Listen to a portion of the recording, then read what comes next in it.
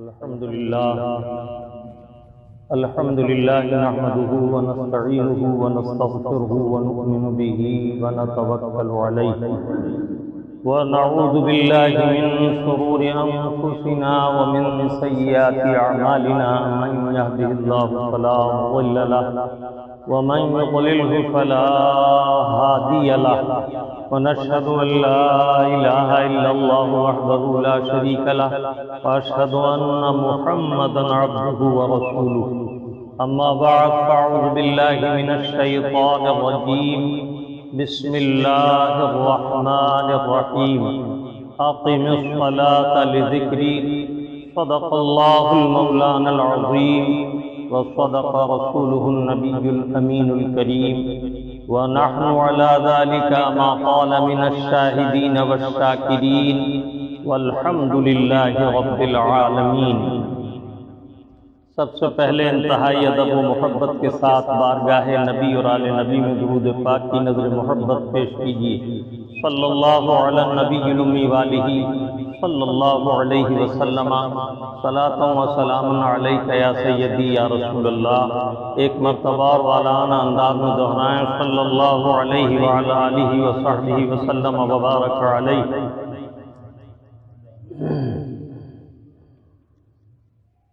کرم سب پر ہے کوئی ہو کہیں ہو، کرم سب پر ہے کوئی ہو کہیں ہو، حبیبی یا رسول اللہ تم ایسے رحمت للعالمین ہو۔ بزم ہستی کے تاجدار آئے، بزم ہستی کے تاجدار آئے، گلشن دہر کی بہار آئے، جن کے دامن میں چھپ سکے دنیا وہ رسول کرم شعار آئے۔ فرش والے تیری شوکت کا علو کیا جانے، اس روا عرش پہ ہوتا ہے پھریرا تیرا۔ صلی اللہ علی النبی الامی والہ صلی اللہ علیہ وسلم صلاۃ و سلام علیک یا سیدی یا رسول اللہ وعلی آلک و اصحابک یا حبیب اللہ۔ خطبہ مسنونہ کے بعد جس آیت بینہ کی تلاوت کا شرف حاصل کیا، کچھ دیر اس آیت پاک سے اکتساب فیض کریں گے۔ اللہ رب العزت مجھے اور آپ کو حق کہنے، حق سننے اور حق پر استقامت کے ساتھ عمل کی توفیق عطا فرمائے۔ آپ کا پیارا رب عز و جل اس آیت بینہ میں ارشاد فرما رہا ہے اقم الصلاۃ لذکری، نماز قائم کرو میری یاد کے لیے، میرے ذکر کے لیے۔ دوسرے مقام پر ارشاد فرمایا وَلَا تَكُن مِّنَ الْغَافِلِينَ، اور غافلوں میں سے مت ہو جاؤ۔ نماز اللہ رب العالمین کی جانب سے مسلمانوں پر بشرط مکلف، یعنی اعتقاد ایمانی کے بعد صحیح الاعتقاد مسلمان جب عاقل و بالغ ہو تو اس پر نماز فرض ہے، اور یہ فرض قطعی ہے، اس کا انکار کفر ہے۔ اور جو شخص نماز جان بوجھ کر نہ پڑھے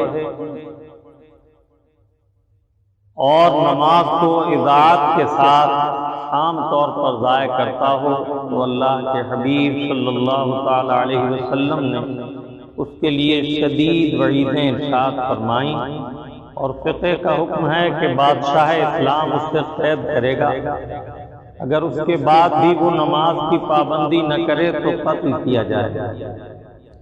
ان احکام سے یہ اندازہ ہوتا ہے کہ نماز کس قدر محتم بالشان عبادت ہے۔ اللہ رب العالمین دوسری آیت طیبہ میں ایک مقام پر فرماتا ہے وَمَا خَلَقْتُ الْجِنَّ وَالْإِنسَ إِلَّا لِيَعْبُدُونِ، ہم نے جن اور انسان کو اسی لیے پیدا کیا ہے تاکہ وہ ہماری عبادت کریں۔ عبادت معرفت کا ذریعہ ہے۔ اللہ رب العزت کی بارگاہ میں جس وقت بندہ مومن سر بسجود ہوتا ہے، وہ وقت وہ ہے کہ جس وقت اللہ تعالیٰ عز و جل سے بندہ سب سے زیادہ قریب ہوتا ہے۔ اللہ کے پیارے حبیب صلی اللہ تعالی علیہ وسلم نے حدیث طیبہ میں ارشاد فرمایا، قال رسول اللہ صلی اللہ تعالی علیہ وسلم الصلاۃ عماد الدین من اقامها فقد اقام الدین ومن ترکها فقد ہدم الدین۔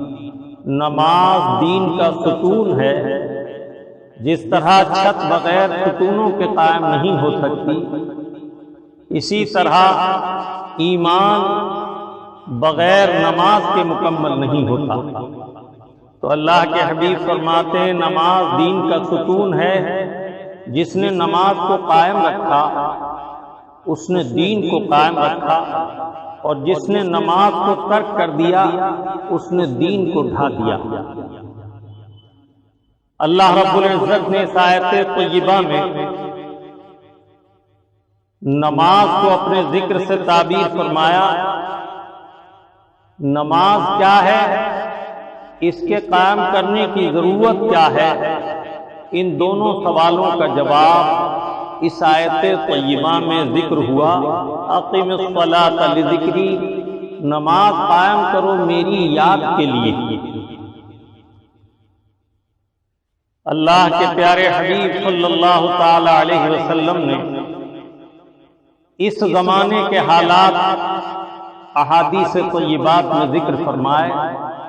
قیامت کے قریب اضاعت صلاۃ عام ہو جائے گا، یعنی نمازوں کا ضائع کرنا عام ہو جائے گا، اور اللہ تعالیٰ عز و جل نے قرآن کریم میں نماز کے لیے متعدد مقامات پر انتہائی تاکید فرمائی۔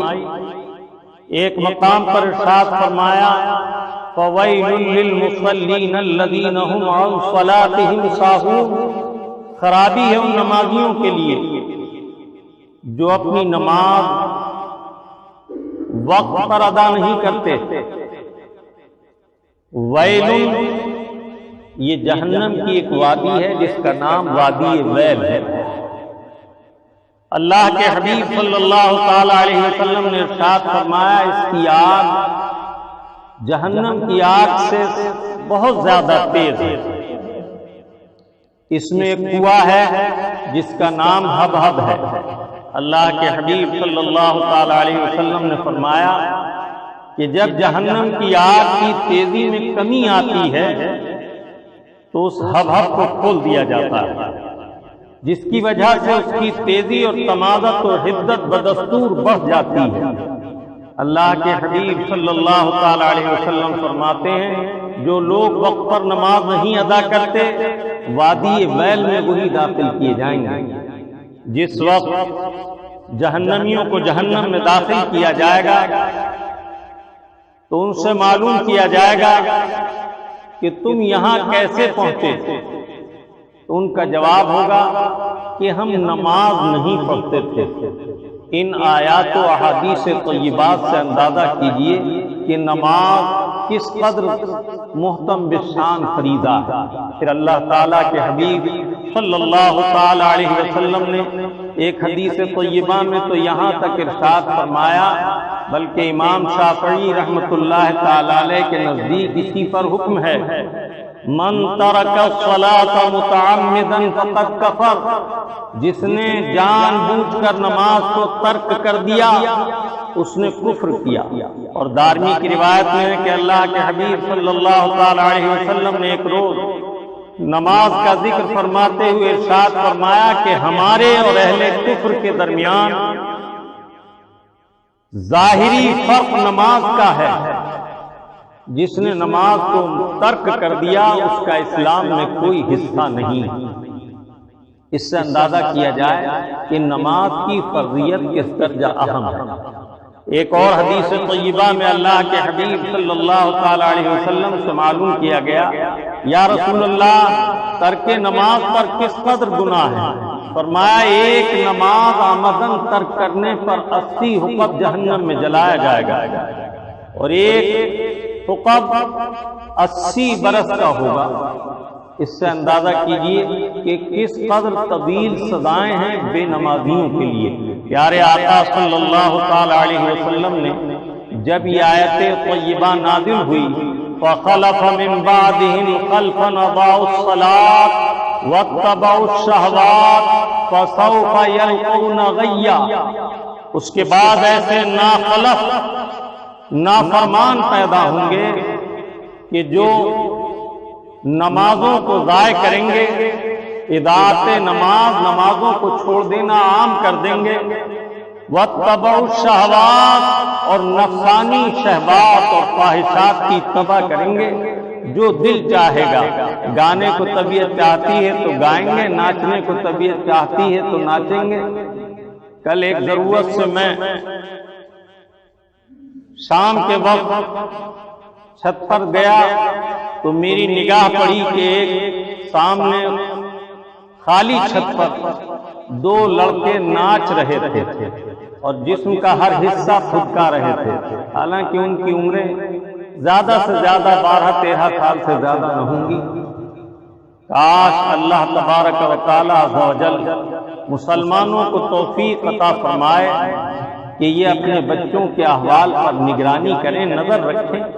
اللہ کے حبیب صلی اللہ تعالی علیہ وسلم نے ارشاد فرمایا کلکم راع وکلکم مسئول عن رعیتہ، تم میں سے ہر ایک کو اللہ تعالیٰ نے حاکم بنایا ہے اور تم سے تمہارے محکوم کے بارے میں سوال کیا جائے گا۔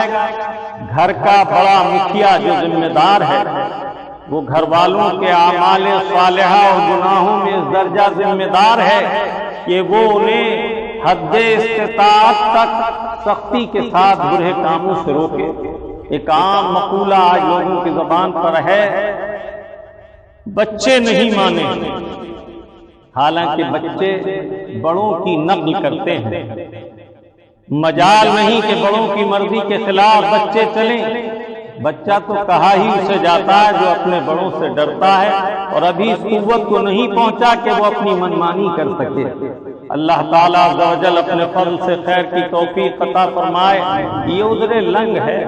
اللہ کے حبیب صلی اللہ تعالی علیہ وسلم نے ارشاد فرمایا یہ تو عام مومنین کی خیر خواہی کے لیے ہے۔ الدین نصیحت، دین نصیحت ہی کا نام ہے، خیر خواہی کا ہی نام ہے۔ اللہ کے حبیب صلی اللہ تعالی علیہ وسلم نے ارشاد فرمایا من رأى منکم منکرا فلیغیرہ بیدہ، تم میں سے جو شخص خلاف شرع کام دیکھے، طاقت رکھتا ہو تو اسے ہاتھ سے درست کر دے، روک دے۔ وَإِن لَّمْ يَسْتَطِعْ فَبِلِسَانِهِ، اور اگر اس کی طاقت نہ رکھتا ہو کہ ہاتھ سے روکے درست کر دے تو زبان سے اسے برا کہے، زبان سے منع کرے کہ یہ کام برا ہے، اس سے باز رہو۔ وَإِن لَّمْ يَسْتَطِعْ فَبِقَلْبِهِ، اللہ کے حبیب فرماتے ہیں اور اگر زبان سے کہنے پر بھی فتنہ و فساد برپا ہوتا ہے اور بات ماننے والا حکم سننے کے بعد نہیں مانتا تو تم اس کام کو دل سے برا جانو اور اس مجلس سے، اس مقام سے علیحدہ ہو جاؤ۔ وَهَذَا أَضْعَفُ الْإِيمَانِ، اور میرے آقا فرماتے ہیں یہ تیسرا درجہ ایمان کا سب سے کمزور درجہ ہے۔ اب جب 3 درجے ذکر ہوئے اور تیسرے درجے کو کمزور فرمایا تو ان کے بارے میں کیا خیال ہے کہ جو رسمی زبان سے رسماً منع کرنے کے بعد خود اس کام میں شریک ہو جاتے اور اس کا ذمہ دوسرے لوگوں پر ڈالتے ہیں، وہ نہیں مانے، وہ نہیں مانے۔ کوئی نہ مانا، تمہارے ایمان کی حرارت کا تقاضا تو یہ تھا کہ تم اس مجلس سے دور ہو جاتے، خود کو علیحدہ کر لیتے اور ان سے علیحدہ رہتے۔ فَإِيَّاكُمْ وَإِيَّاهُمْ لَا يَفْتِنُونَكُمْ وَلَا يُضِلُّونَكُمْ، ایسی مجلسوں کا، ایسے لوگوں کے قرب کا یہی حکم ہے کہ تم ان سے علیحدہ ہو جاؤ، خود کو ان سے علیحدہ کر لو، کہیں وہ تمہیں فتنے میں نہ ڈال دیں، کہیں تمہیں وہ گمراہی میں نہ ڈال دیں۔ اللہ تبارک و تعالی ہمیں اور آپ کو خیر کی توفیق عطا فرمائے۔ تو اللہ رب العزت ارشاد فرماتا ہے اس کے بعد ایسے ناخلف پیدا ہوں گے جو نفسانی خواہشات کی اتباع کریں گے اور نمازوں کو ضائع کر دیں گے۔ فَسَوْفَ يَلْقَوْنَ غَيًّا، تو ان قریب ہم انہیں وادی غی میں داخل کریں گے۔ یہ بھی جہنم کی ایک انتہائی حدت و حرارت اور تیز آگ والی وادی کا نام ہے۔ اللہ تبارک و تعالی ہم سب کو آگ سے جہنم کی محفوظ و مامون فرمائے۔ آپ کا پیارا رب عز و جل ارشاد فرماتا ہے قوا انفسکم واہلیکم نارا، اپنی ذات کو، اپنے نفوس کو اور اپنے اہل و عیال کو آگ سے بچاؤ۔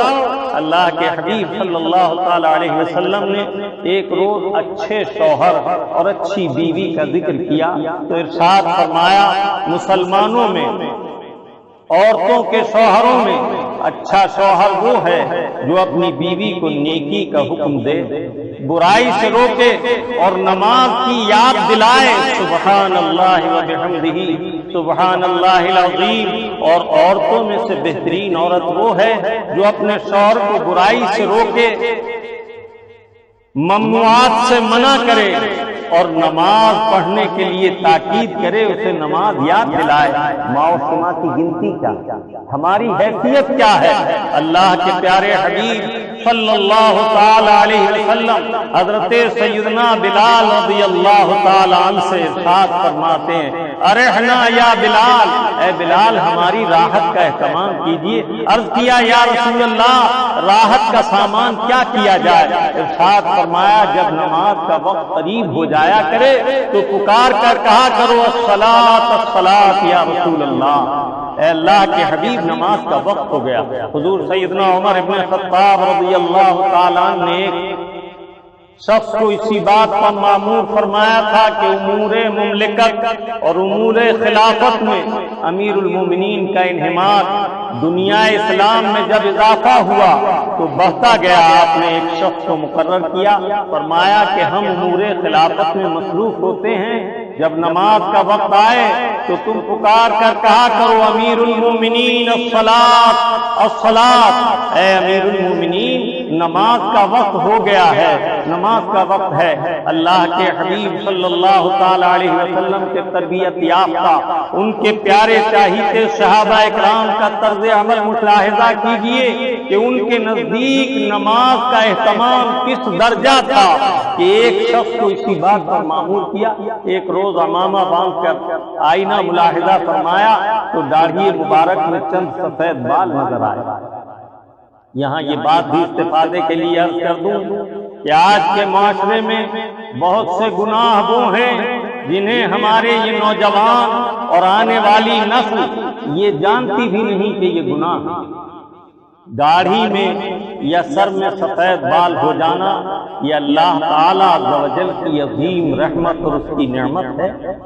اس کی وجہ سے اللہ کے نزدیک بندہ مومن کی عزت میں اضافہ ہے اگر وہ اس کی حفاظت کرے۔ اللہ تعالیٰ عز و جل کا ایک ارشاد حدیث قدسی میں میرے آقا نے نقل فرمایا کہ جب بندہ مومن سفید ہو جاتا ہے، اس کے بال سفید ہو جاتے ہیں اور رب کی بارگاہ میں ہاتھ اٹھاتا ہے تو اللہ تعالیٰ عز و جل فرشتوں سے فرماتا ہے اس سفید ریش مسلمان کو، ایمان والے کو جو یہ طلب کرتا ہے عطا کیا جائے کہ ہمیں اسے خالی ہاتھ پھیرتے حیا آتی ہے۔ جو شخص اسلام میں بوڑھا ہو گیا اس کی عزت کو اللہ نے 4 چاند لگائے کہ ایمان کی دولت بھی عطا کی اور اسے اس عمر کو پہنچا دیا ایمان کے ساتھ۔ اللہ تعالیٰ خاتمہ ایمان پر نصیب فرمائے۔ تو میں عرض کر رہا تھا کہ داڑھی میں سفید بال ہو گئے تو بے خبری کا حال یہ ہے کہ ان سفید بالوں کو پھیرتے ہیں۔ ایک صاحب سے میں نے معلوم کیا کہ آپ نے داڑھی سے سفید بال کیوں پھیر دیے، کیوں کاٹ دیے؟ کہا کہ اس کے پاس والے بھی سفید ہو جاتے اس وجہ سے میں نے انہیں نکال دیا۔ تو میں نے کہا پھر تو آپ کو کالے بال سب نکال دینے چاہیے، اس لیے کہ جب آپ کالے بال نکالیں گے تو سفید بال نہ ہوں گے، کالے بال بڑھ جائیں گے۔ جب سفید بال نکال دینے سے کالے بال بڑھیں گے تو کالے بال رکھنے سے سفید بال جب سفید کی وجہ سے بڑھتے ہیں تو کالے کالے کی وجہ سے بڑھیں گے۔ بات سمجھ میں آئی؟ انہوں نے کہا کہ حضرت دیکھنے میں اچھا نہیں لگتا، یہ ایمان کی کمزوری ہے۔ سفید بال اللہ اور اللہ کے رسول کو محبوب پیارے آقا صلی اللہ تعالی علیہ وسلم کسی صحابی کے سفید بال دیکھتے تو مسرت کا اظہار فرماتے اور اگر وہ اس کے تبدیل کرنے کے بارے میں عرض کرتے یا رسول اللہ کیا میں اپنی سفیدی کو بدل دوں، تو اللہ کے حبیب فرماتے غیر البیاض الا السواد، اگر تم اسے بدلنا چاہو تو کالے رنگ کے علاوہ سرخ رنگ یا پیلے رنگ سے بدل دو۔ ایک گھاس آتی ہے، ایک قطم کہلاتی ہے، اس سے سفید بال پیلے ہو جاتے ہیں، تیز پیلے۔ اسی طرح ایک مٹی آتی ہے، اس میں زعفران کی خوشبو آتی ہے اور اس میں زعفران ملا کر لگانے سے بال پیلے ہو جاتے ہیں۔ تو بعض صحابہ کرام نے جنہیں جنگوں میں جانا ہوتا تھا انہوں نے اس طرح بالوں کو تبدیل کیا۔ اسی طرح سرکار نے مہندی سے متعلق اجازت دی، لیکن کالے بال کرنے کی اجازت نہیں دی، بلکہ ارشاد فرمایا کہ جنت کی خوشبو 500 برس دوری سے آتی ہے، لیکن کالا خضاب کرنے والوں کو خوشبو بھی نہ سنگائی جائے گی۔ امام اہل سنت اعلیٰ حضرت عظیم البرکت علیہ رحمت و رضوان نے مستقل ایک کتاب تحریر فرمائی، حق العیب فی حکم تسوید الشیب۔ اس کتاب میں اعلیٰ حضرت علیہ رحمت نے احادیث نقل فرمائی ہیں جس میں سرکار نے کالے خضاب سے منع فرمایا۔ کالا خضاب مردوں کو لگانا حرام ہے، اس لیے کہ یہ کھلا دھوکہ۔ حضرت امیر المومنین فاروق اعظم رضی اللہ تعالیٰ عنہ کے پاس ایک مقدمہ پیش ہوا کہ ایک شخص نے شادی کی اور خضاب لگایا، اس کے بعد جب اس کے نئے بال بڑھے تو سفیدی ظاہر ہو گئی۔ جب سفیدی ظاہر ہوئی تو اس کا بڑھاپا ظاہر ہو گیا۔ اس عورت کے گھر والوں نے امیر المومنین کی بارگاہ میں شکایت کی، آپ نے اسے طلب کیا، اس کے درے لگایا اور فرمایا کہ تو نے انہیں دھوکہ دیا، اس لیے کہ تو ضعیف تھا، بوڑھا ہو چکا تھا، تو نے اپنی عمر چھپانے کے لیے خضاب لگایا۔ ایک موقع پر اللہ کے حبیب صلی اللہ تعالی علیہ وسلم نے ارشاد فرمایا مومن کا خضاب سرخ ہے اور مسلم کا خضاب زرد ہے، اور منافق و کافر کا خضاب کالا ہے۔ ایسے ہی ایک حدیث طیبہ میں ارشاد فرمایا اللہ کے محبوب صلی اللہ تعالی علیہ وسلم نے اگر سفیدی بدلنا ہے تو سرخرو ہو جاؤ، کالا منہ مت کرو۔ ان احادیث طیبات سے معلوم ہوا کہ ہمارے جو بھائی سفیدی ظاہر ہونے کے بعد صرف سفیدی چھپانے کے لیے کالا خضاب لگاتے ہیں، یہ اللہ اور اللہ کے رسول کے نزدیک انتہائی ناپسندیدہ ہے، اور بعض علماء نے اسے حرام اور اکثر نے مکروہ تحریمی قرار دیا ہے۔ اللہ تبارک و تعالی ہمیں اور آپ کو ایسے گناہوں سے بچنے کی توفیق عطا فرمائے۔ تو سفید بال نہ توڑنا جائز ہے، نہ اکھیڑنا جائز ہے، نہ انہیں بین کر کٹوا دینا جائز ہے۔ اللہ تعالیٰ عز و جل کا انعام ہے، جسے وہ چاہے کالے بال عطا کرے اور جب چاہے تو اسے سفید نور سے منور اور روشن کر دے۔ اللہ کے پیارے حبیب صلی اللہ تعالی علیہ وسلم نے جن امور سے منع فرمایا ان سے رک جانا عبادت ہے، اور جن امور کا حکم دیا ان امور کو بجا لانا عبادت ہے۔ اللہ رب العزت نے صاف اعلان فرمایا ما آتاکم الرسول فخذوہ وما نہاکم عنہ فانتہوا، یہ محبوب پیارے جس بات کا حکم دیں اسے اختیار کرو، اسے مان لو، اور جس سے منع کر دیں اس سے رک جاؤ۔ اور ارشاد فرمایا اطیعوا اللہ واطیعوا الرسول واولی الامر منکم، اللہ کی اطاعت کرو، رسول اللہ کا حکم مانو، اور اولی الامر علماء کے احکام جو وہ بیان کرتے ہیں اسے تسلیم کرو، اس پر عمل کرو۔ اللہ تبارک و تعالی عز و جل ہمیں اور آپ کو اعمال صالحہ کی توفیق عطا فرمائے۔ آپ کا پیارا رب عز و جل اس آیت بینہ میں فرماتا ہے اقم الصلاۃ لذکری، نماز قائم کرو میری یاد کے لیے۔ ظاہر ہے کہ نماز کے قیام میں بڑا التزام ہے۔ پہلے وضو کرو، ظاہری ناپاکی سے پاکی حاصل کرو، اور حکمی حدث سے وضو کر کے طہارت حاصل کر لو۔ اگر ضرورت ہے انسانی ضروریات سے کوئی رفع حاجت کی ضرورت ہے تو پہلے اس سے فارغ ہو جاؤ، استنجا کرو، اس کے بعد پھر وضو کرو۔ انتہائی احتیاط سے وضو کر کے اپنے مولا کی بارگاہ میں اس حال میں آؤ کہ جسم پاک ہو، کپڑے پاک ہوں اور دل خیال غیر سے خالی ہو، پھر اس کی بارگاہ میں دست بستہ کھڑے ہو، اس طرح کہ جب اس کی مناجات اور اس کی تعریف و توصیف کا مصمم ارادہ کر لو تو اب کانوں کی طرف ہاتھ اٹھاتے ہوئے دنیا و ما فیہا سے ہاتھ اٹھا لو، جو کچھ دنیا میں ہے اور جس دنیا کے ساتھ میں ملوث ہوں اس سے میں ہاتھ اٹھا کر اپنے مولا کی بڑائی، اس کی پاکی و تکبیر بیان کرتا ہوں۔ اب کہو اللہ اکبر، اللہ بہت بڑا ہے۔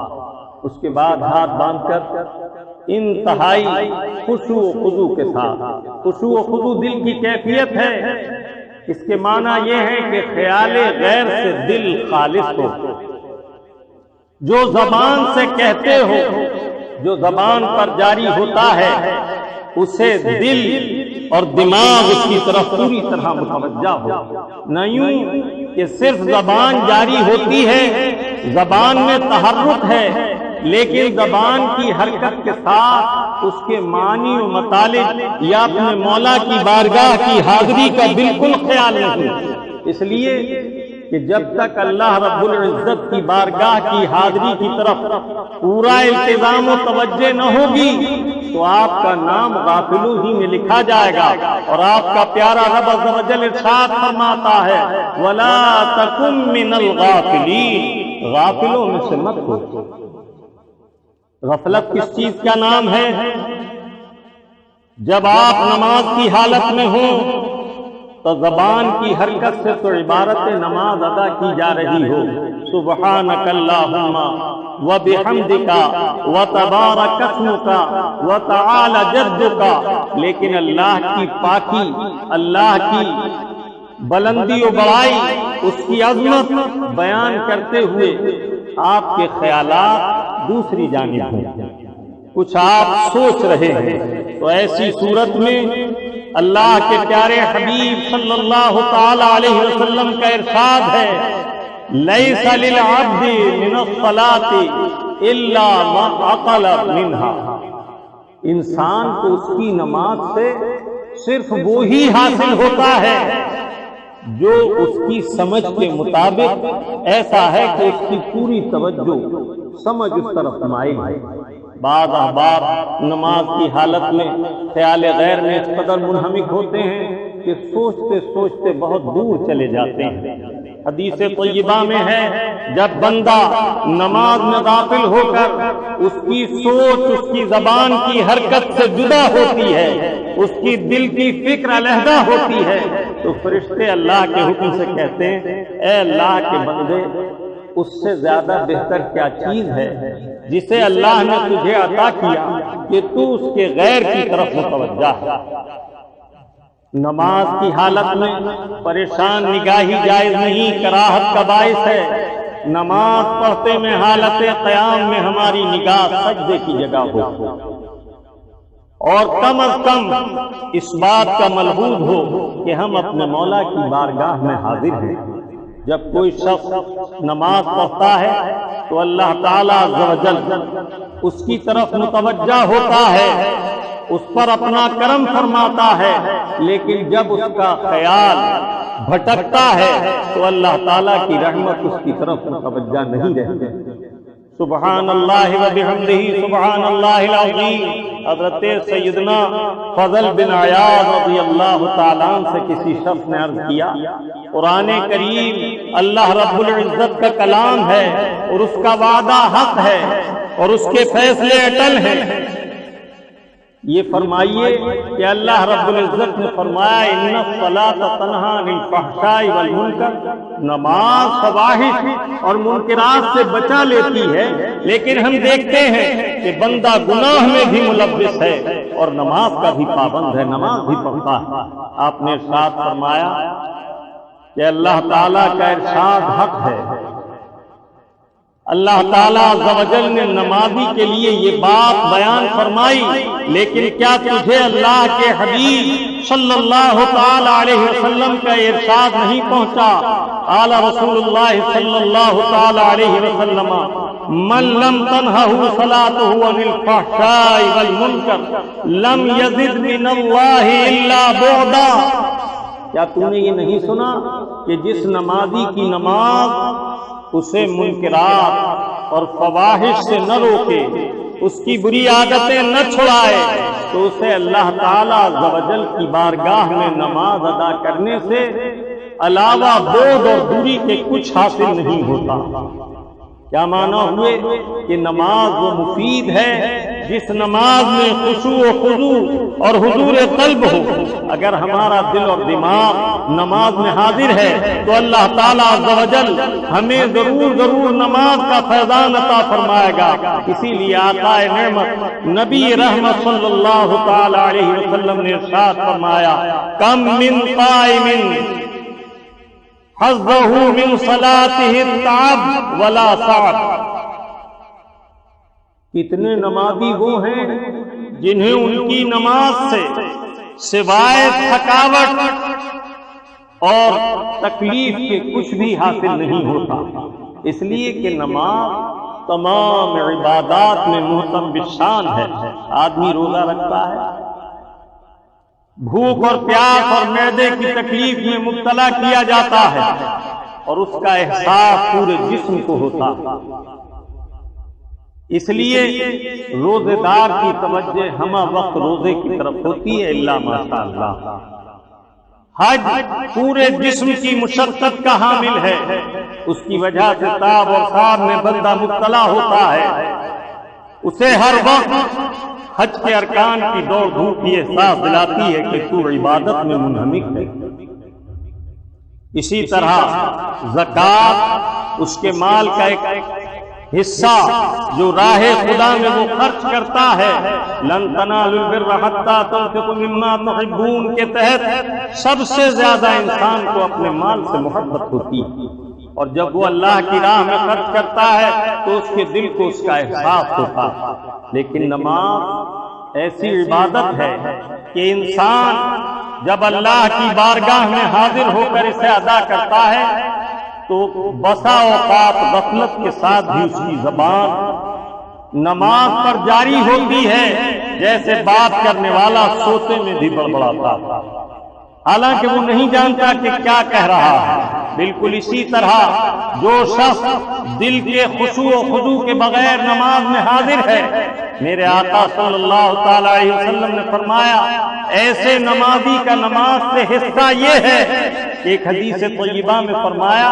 بعض نمازی وہ ہیں جن کی نماز کا اجر و ثواب انہیں چھٹا حصہ بلکہ 10واں حصہ بھی نہیں لکھا جاتا، اس لیے کہ انہوں نے تحرک لسانی کو نماز سمجھا، اور نماز کیا ہے اسے تمہارا رب عز و جل فرماتا اقیموا الصلاۃ لذکری، نماز میری یاد کے لیے قائم کرو، اور یاد وہی ہے کہ ہر لمحہ ہر ساتھ دل اور دماغ حاضر رہے اور اس یاد سے غافل نہ ہو۔